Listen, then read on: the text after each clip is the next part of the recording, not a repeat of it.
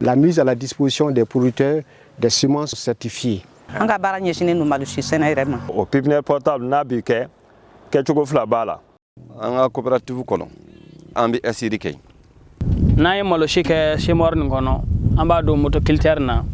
Les quantités de semences certifiées ARI représentent 5,43%. Pour la production de semences certifiées, en gros, nous allons faire 420 tonnes. 1 kg de semences de base nous permet de couvrir les besoins de 125 hectares.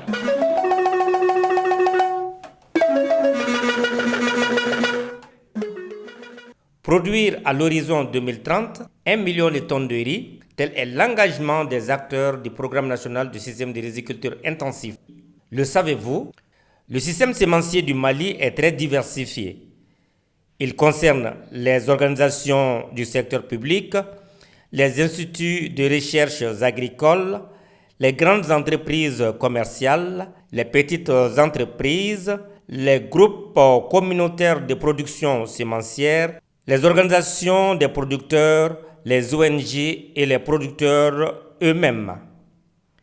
La Direction nationale de l'agriculture, à travers le laboratoire sémencier national, coordonne l'ensemble du processus de certification des semences.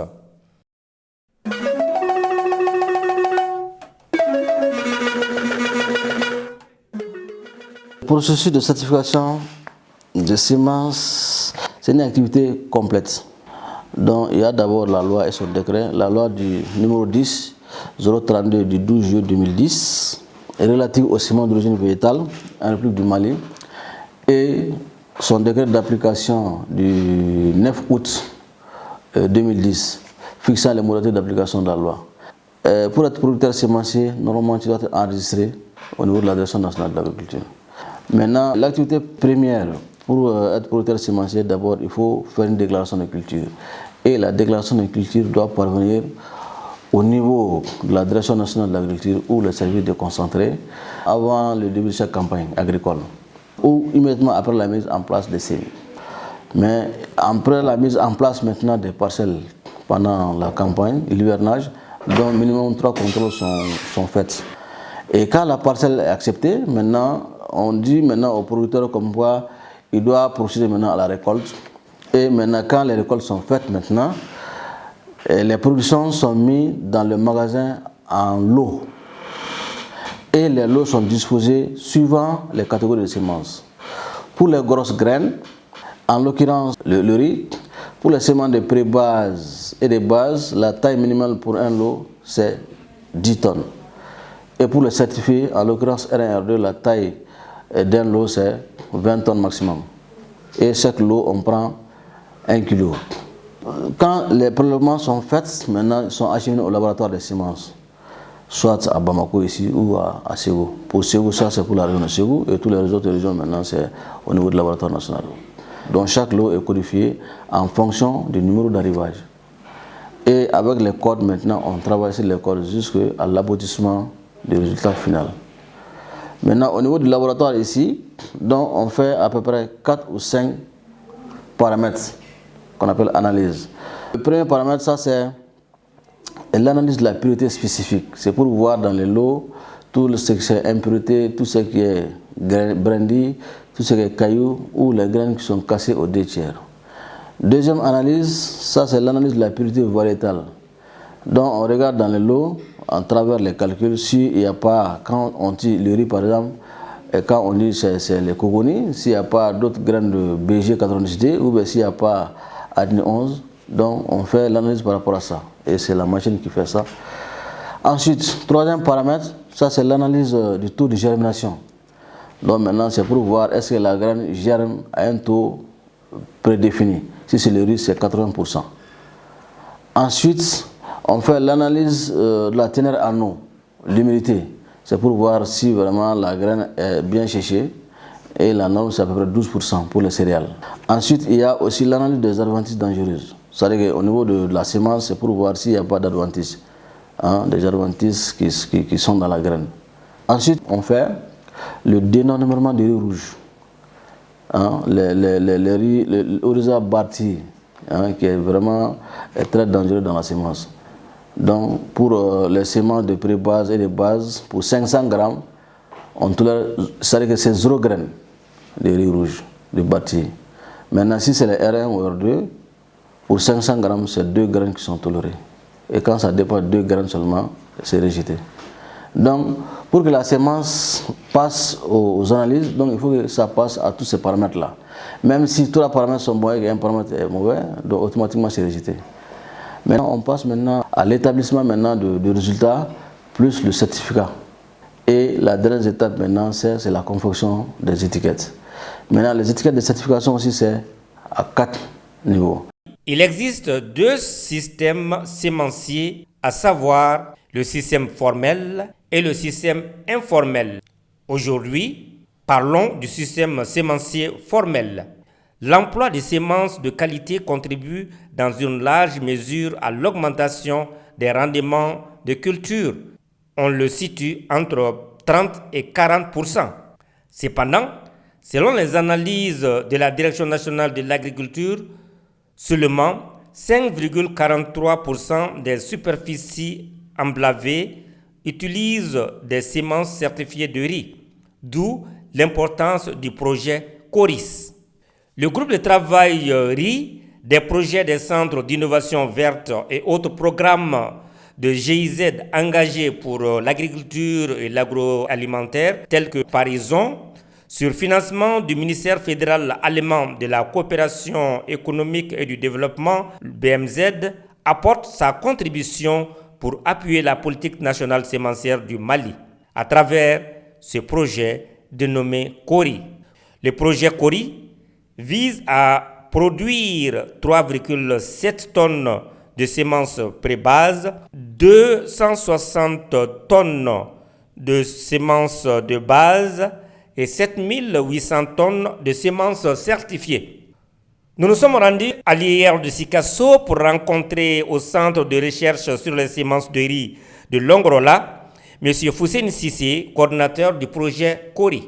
C'est un projet qui couvre 5 pays. Et il y a, en plus du Mali, il y a le Burkina Faso, il y a la Côte d'Ivoire, le Bénin et le Nigeria. Le projet vise essentiellement la production de semences, d'abord de semences de pré-base, semences de base et de semences certifiées. Bon, pour le Mali, les résultats attendus, c'est la production de 3 tonnes 700 de semences de pré-base, la production de 260 tonnes de semences de base et la production de 7800 tonnes de semences certifiées. Le projet intervient dans la région de Sikasso, dans la région de Ségou, dans la région de Mopti, pour les situations de riziculture pluviale, de bas-fond, de submersion contrôlée et de riz irrigué, en collaboration évidemment avec les coopératives et les compagnies semencières.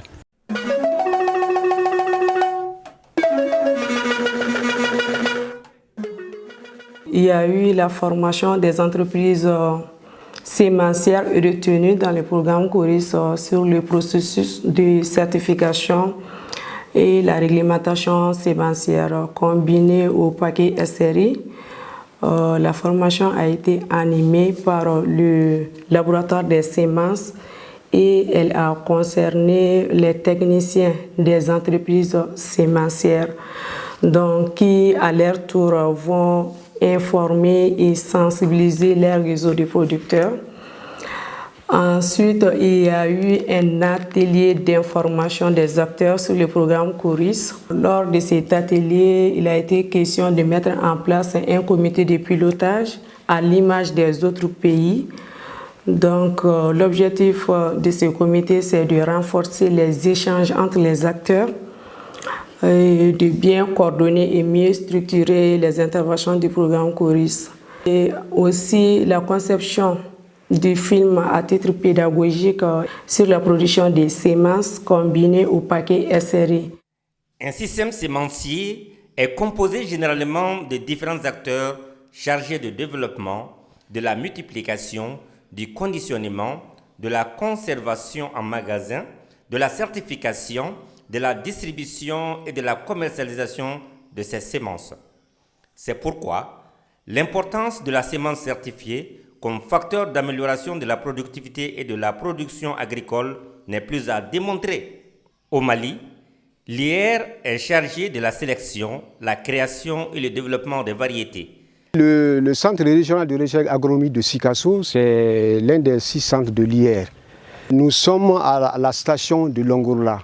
Qui dit station de Longourla dit d'abord le riz pluvial et le riz de bas-fond. Donc nous travaillons spécifiquement sur ces 2 écologies, en plus évidemment du riz de submersion contrôlée qui est basé à Mopti. Donc l'objectif c'est quoi? C'est de mettre au point des variétés et performantes adaptées à ces situations, et très productives, de bonne qualité et qui soient appréciées par les producteurs et les consommateurs.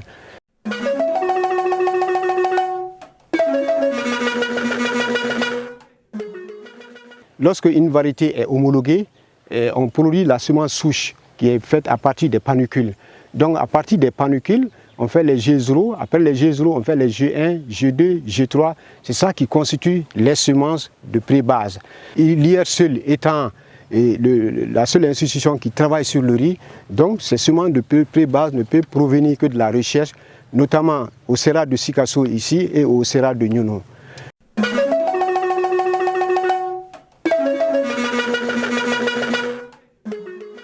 Ces semences de G3 qui servent à produire les semences de base. Les semences de base, elles peuvent être produites par les compagnies semencières, les paysans semenciers et autres là. Donc des semences de base, disons, sont celles-ci qui sont livrées aux producteurs, aux compagnies semencières pour produire les semences certifiées R1 et R2.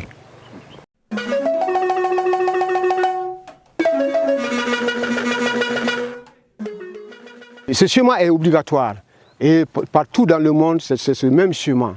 Pré-base, G0, à partir des semences souches, de G0 on va à G1, génération 1, génération 2, génération 3, qui sont les pré-bases. Et puis les compagnies semencières, les bases et les certifiés. Mais la recherche peut en plus produire des semences de base, mais pas du tout les semences certifiées.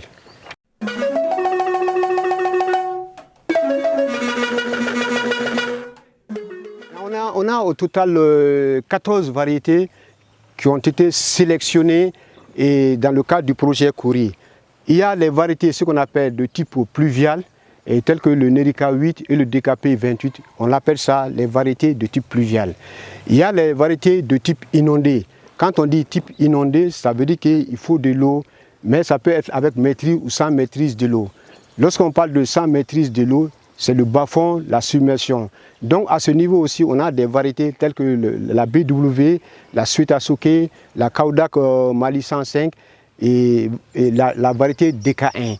Donc ce sont ces variétés qui sont pour les conditions de bas-fond et de submersion contrôlée. Maintenant, s'agissant de la situation du riz irrigué avec maîtrise totale de l'eau, on a aussi 7 autres variétés qui sont la Kokoni, que tout le monde connaît, la Adni 11, il y a Wassa, il y a Nenekala, il y a Arika 9, Arika 10 et Nyonoka. Donc ça sont les 7 variétés du riz irrigué et puis les 5 du riz de bas-fond et de submersion contrôlée et puis 2 de riz pluvial. Donc le tout, chacune de ces variétés a été retenue, si vous voulez, retenue sur la base des critères bien précis. La tolérance au stress abiotique et biotique d'abord. Et qui dit stress abiotique, ça veut dire qu'il y a de la sécheresse. Nous savons que dans une situation où la pluviométrie est très aléatoire, donc il faut des variétés qui s'adaptent à cette situation-là. Donc c'est le Nerica 8, le DKP 28 par exemple. Mais quand on parle de stress biotique, c'est les maladies, les insectes, les termites ici. Donc il faut aussi des variétés qui tolèrent cette situation. Et évidemment, on n'a pas oublié la qualité du grain. On a des variétés de très bonne qualité, telles que Kokoni. Tout le monde connaît Kokoni pour sa valeur nutritive, sa bonne qualité. Mais il y a la Kaudak Mali 105 aussi, que beaucoup de gens ne connaissent pas, qui est du riz parfumé, très parfumé même, et d'excellente qualité, qu'on a choisi aussi dans le cadre de ces projets. Donc au total, on a 14 variétés qui ont été retenues pour ce projet Kouri. Sur la base des règlements en vigueur, en partenariat avec les structures d'appui conseil, telles que les directions régionales de l'agriculture, les offices, les ONG, les entreprises sémencières produisent les semences de base, les R1 et les R2, à travers les coopératives et associations. Voici l'expérience de production de semences certifiées de riz en bas-fond et en zone pluviale avec la Cofrène de Niena et l'entreprise sémencière Dunkafa de Bamako. Ame shi kolokolo. Ame malo shi kolokolo, malo shi nyuma ere ni mago bala ni nana nyena iba soro. Anga bara nyeshine no malo shi sena ere. Sangono anye etari mugane boloda shi forola. BW amo sene ko sebe akacha. Ka sababu ke dime BW akayine muya sene ja anye. BW ati jondokola. Imana sene yoro o noko koni abaka barake. BW muya ja anfananye bana abi malu bana ko kateme malu ton nunka. Et puis fana a soro fana kabo o de ya ja anye mo ko so mo chama me ya bibi na o ka shi sene nyeshine no BW senenima. A shi koni mo be bo fambe kanata parce que ni shi fere wati sara amba blanca radio la amba bla radio teriala amba bla radio watenna mo bo be kerefe dugu la kana amalusi san ambolo. Dunkafa est une société qui est dans la production et la distribution de semences améliorées, certifiées. Donc on travaille avec GIZ dans le cadre du projet Coris. Dans le cadre de Coris, il y a deux volets. Donc il y a le volet production de semences de base et il y a le volet production de semences certifiées. Donc pour atteindre les objectifs de production de semences certifiées, nous avons d'abord travaillé avec la recherche pour pouvoir produire les semences de base. Donc ils nous ont donné les semences de pré-base que nous avons utilisées pour produire les semences de base. Et pour la phase 1, nous avons produit 9 tonnes de semences de base et pour nous c'était du Nerica 8 qui est du riz pluvial très performant et ce qu'on appelle Grenga Malo, donc en bambara chez nous. Et la deuxième phase de production de semences de base, c'était 15 tonnes de Nerica 8. Donc ce sont ces quantités qui ont été mises à la disposition des entreprises pour pouvoir produire les semences certifiées. Donc pour la production des semences certifiées, en gros, nous allons faire 420 tonnes. Donc ces 420 tonnes sont réparties entre les variétés Adni 11, Nerica 8 et le DKP 28. Le choix de ces variétés parce que d'abord elles sont performantes, c'est des variétés qui ont fait leurs preuves et qui peuvent vraiment aider à aller vers l'autosuffisance alimentaire. Donc nous intervenons dans des zones où on n'a pas forcément les fleuves, où on n'a pas les systèmes d'irrigation. Donc c'est pourquoi vous verrez que chez nous, nous avons deux bonnes variétés. Il y a DKP qui s'appelle Dunkafa, donc on a la chance d'avoir un riz qui s'appelle Dunkafa. Donc le DKP 28 a été développé ici par nos chercheurs, donc catalogué et qui est très performant. Donc nous on a fait le test en contre-saison, hein, c'était au mois de février-mars et on a vraiment produit du riz pluvial, donc en pleine saison chaude. Donc on a pu produire du riz, ce qui a été un élément très important pour convaincre les populations que pour produire du riz, on n'a pas besoin d'être soit à côté du fleuve ou du marigot. La production sémencière en zone submersion contrôlée exige des techniques plus rigoureuses, surtout avec la production des pépinières, le repiquage entre autres. Rendons-nous à 100 pour apprendre des expériences de Corpazo en matière de production sémencière. Hectare mugane bambulu shikolokolo barakama sans planning kono. Bon, un malo shi variété minuta ku shikolokolo abe jekati. Anye aidinta ka sabu ke ni ga senekala jo keme o keme bishekin bi aidinin kanu. Anye aidinta noe. Bon, BG ni anye BG ta. BG fana kadi mɔgɔw ye mais an bɛ siran a banako la. Bon, BG kɔfɛ an nana Sibéran ta. Sibéran tel que an filɛ foro min kɔnɔ na kuma bɛɛ i b'a ye ji bɛ koko ta ka don a kan. Ale ye malo jamanjan in ka tɛmɛ malo tɔ ninnu kan. An y'o ta bari a ka ca ni malo ka jan ji mana bonya cogo o cogo a b'a ka rendement kɛ. An ye Sibéran ta ka da o kan. Bon, wasa an y'o ta Clément sɛnɛ kama waati b'o cogo la. Bon, kuguni an ye kuguni ta Oni aidini bɛɛ bi tali kɛ so kelen kɔnɔ bari kukuni dundala ka di gɛlɛya min b'an kan o ye dugu kɔnɔ si minnu bi feere ani si minnu bi bɔ kɔ kan ka dun o gɛlɛya de b'an kan. Parmi les facteurs de productivité, le paquet SRI joue un rôle prépondérant. Le paquet SRI comprend la mécanisation des semences certifiées et le respect des 6 principes du système de riziculture intensif dans la production. Pour nous, la combinaison du SRI et la production de semences est très importante pour couvrir les besoins de semences de nos zones de production.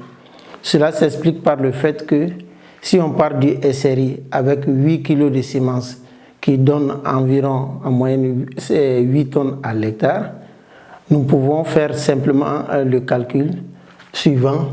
1 kg de semences de base nous donne en ce moment 1000 kg de semences certifiées et cela nous permet de couvrir les besoins de 125 hectares.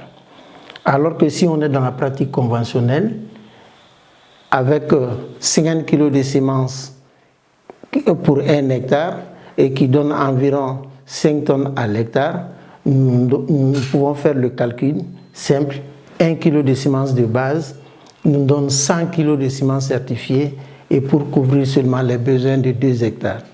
Donc cela veut dire que avec le SRI, on peut couvrir les besoins de 125 hectares comparé à 2 hectares.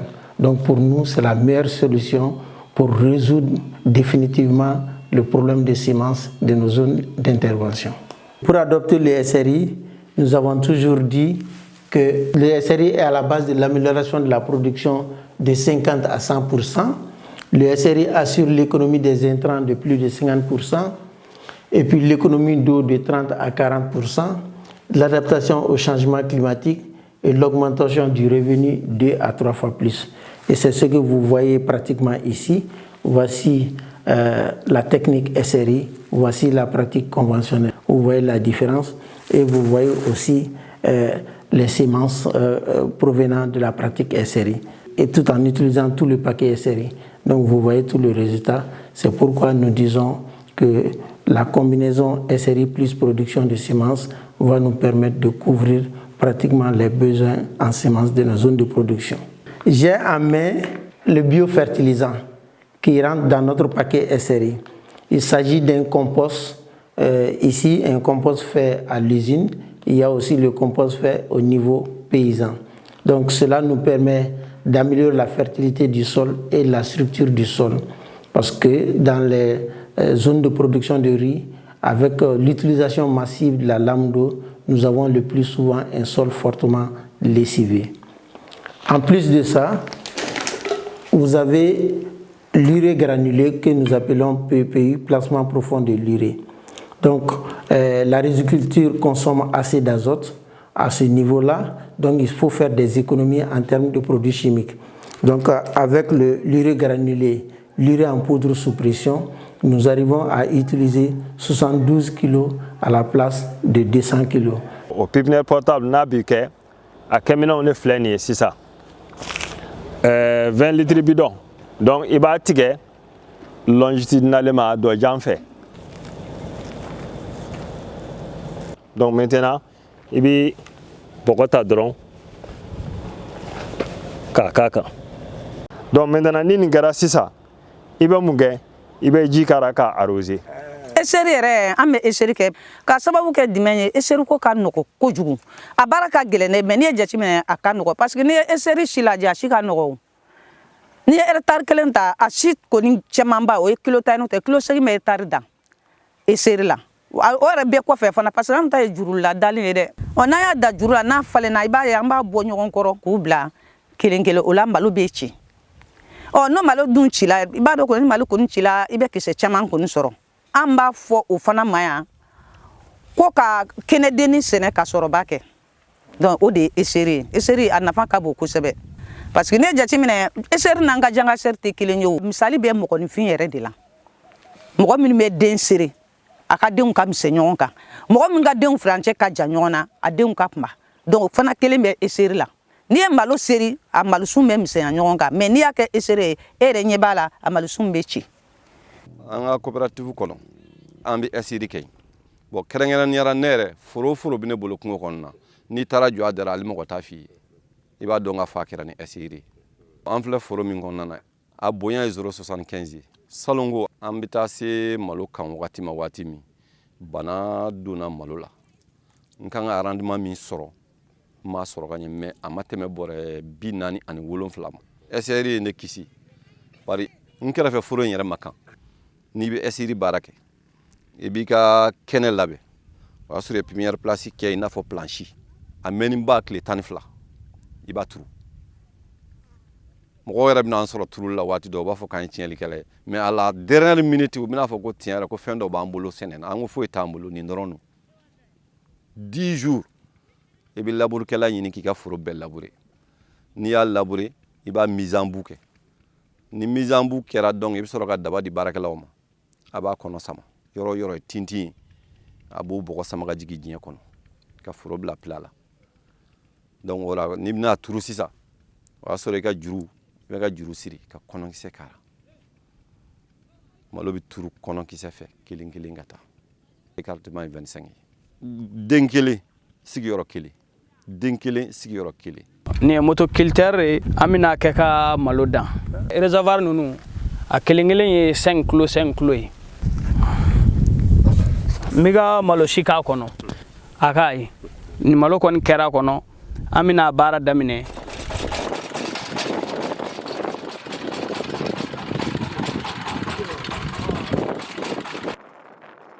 La certification des semences est le processus d'inspection et de contrôle de la conformité de chaque étape aux normes de production de semences certifiées.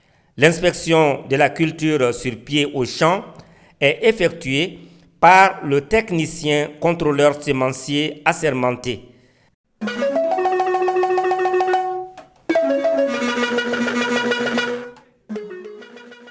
Le contrôle des parcelles sémencières, ça c'est une activité donc, qui se fait vraiment par les agents assermentés du contrôle phytosanitaire de la DENA. Donc qui consiste vraiment à contrôler les parcelles des semences pour voir la conformité de leur réalisation en fonction vraiment de la législation. Pour le contrôle au champ, il y a 3 étapes. Mais ces 3 étapes sont précédées d'une déclaration. Et c'est dans cette déclaration, donc, le paysan tient à nous informer sur tout ce qu'il va faire, les informations par rapport vraiment à la superficie qu'il va réaliser, donc à la variété qu'il va cultiver, donc la provenance de cette variété, là où il va faire vraiment sa culture, quel était vraiment le précédent cultural. Le premier passage se fait lors vraiment de la montaison. Lors de la montaison, on passe vraiment pour voir la conformité en fonction vraiment des normes. Donc, c'est pour vérifier les différentes informations qui nous sont parvenues. À la floraison, on fait le deuxième passage. Vous trouverez que lors du premier passage, peut-être il y a certains ortypes qui avaient échappé vraiment au contrôle vraiment du producteur, qu'il peut voir lors du deuxième passage. On peut voir lors du deuxième passage pour le conseiller. Et le troisième passage, c'est après la floraison.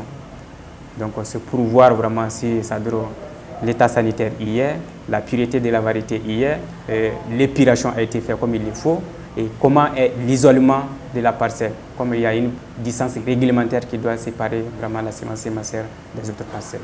Donc, lors du troisième passage, il y a des ortypes qui ont une grande conformité avec la variété cultivée, mais après la floraison, les panicules et autres là, à travers ça, donc on peut vraiment identifier l'ortype.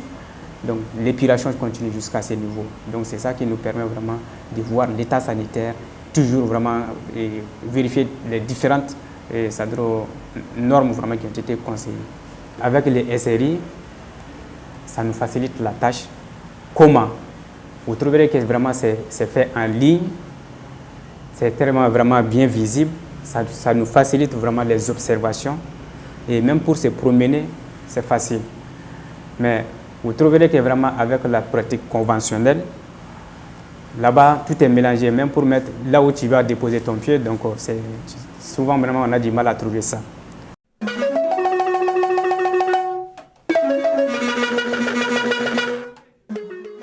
On est dans la 3e campagne cette année. Et la première année, on a eu à peu près 1295 échantillons à notre niveau. Bon, cette année, on a eu à peu près 1020 échantillons à analyser. Par rapport à la recherche, ce que je leur demande maintenant, c'est d'avoir une collaboration avec les paysans pour voir sur le marché quelles sont les spéculations et les variétés à l'intérieur de ces spéculations qui sont prisées. Le taux de couverture. Donc, quand on réfère aux statistiques nationales cette année pour la campagne 2019-20, les quantités de semences certifiées à riz représentent 5,43% pour l'ensemble du pays.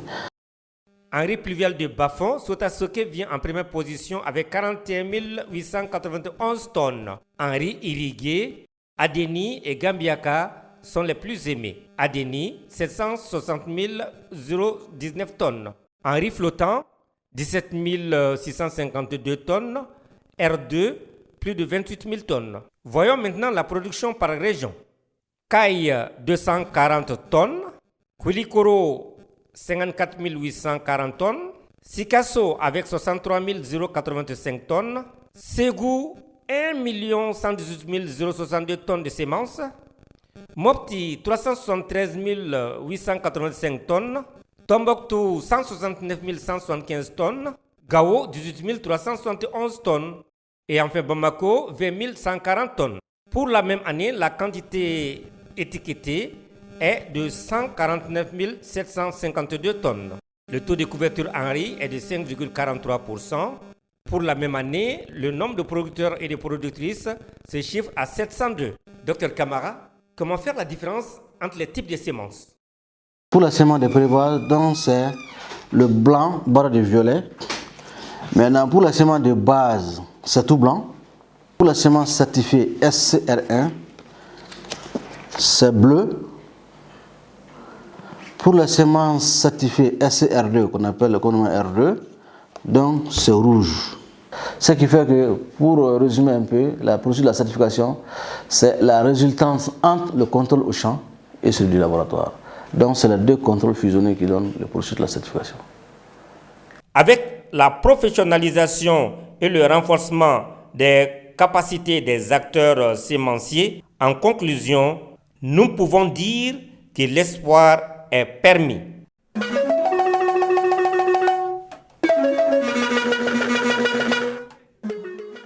La semence, comme on a dit, ça contribue à l'augmentation de la production et à la productivité agricole, jusqu'à 30-40%. Et pour cela, nous, en tant que laboratoire, nous sommes un rempart contre la mauvaise qualité des semences.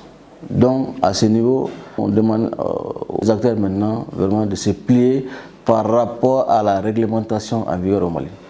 Le conseil que je pourrais vous donner, c'est d'abord un planning au départ d'une année, de 2 ans.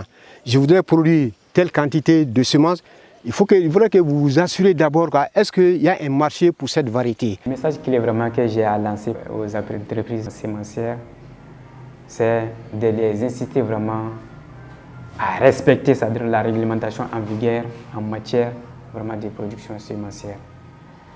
Le message que moi j'ai, c'est que nous, notre combat, c'est de faire en sorte que ces semences arrivent au niveau des zones rurales. Je lance un appel aux producteurs sémenciers qui sont dans les bassins de production de Paris-Zone, CIV, adopter cette pratique de production de semences combinées au paquet SRI en vue d'améliorer la quantité et la qualité des semences certifiées au Mali, et aussi faciliter le travail des contrôleurs des semences et réduire le taux de rejet.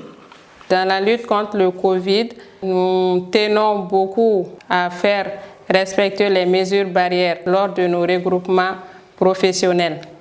On a ce dispositif de test rapide. Donc, les gens font un test rapide et on a les résultats dans les 15 minutes qui suivent. Donc, si on est sûr que la personne est négative, la personne pourra participer à l'événement. Par exemple, tout récemment, lors de l'atelier d'information sur le programme CORIS, on a eu à faire respecter toutes les mesures barrières. Tous les participants ont eu leur test Covid avant de s'installer ils ont eu les masques et puis ils se sont fait désinfecter les mains par les gels hydroalcooliques.